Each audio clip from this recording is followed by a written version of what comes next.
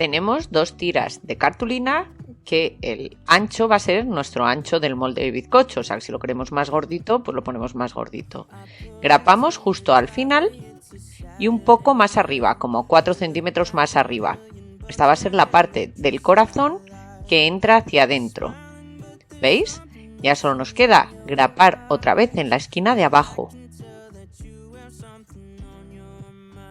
Una vez que hemos grapado, cortamos lo que sobra y ponemos en una bandeja y en papel de horno por abajo.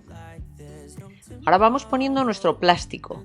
Vamos poco a poco forrando con este plástico de cocina que, como hemos dicho, es apto para horno. No todos lo son.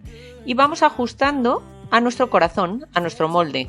Hay que tener cuidado con lo que sobra por los lados, porque si nuestro horno luego es de aire, eso puede que se levante y se caiga encima del bizcocho. Así que hay que hacer que sobre. ¿Veis? Pues colocamos el plástico y vamos ajustando en los distintos laterales, de forma que adaptemos todo perfectamente a la cartulina en forma de corazón.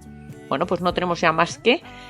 Hemos hecho masa de bizcocho, tenéis la receta en la anotación. Echamos colorante rojo, batimos bien y esta mezcla roja la vamos a poner en nuestro molde. Echamos la mezcla con cuidado y una vez que hemos echado, movemos un poco el molde para que todo se quede por igual. Solo nos queda meter al horno.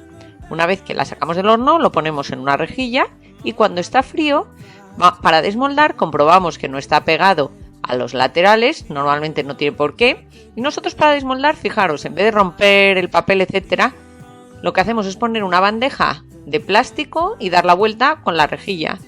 Y ahora desmoldamos al revés, quitamos nuestro papel de horno y con cuidadito levantamos nuestro molde. ¿Veis qué fácil?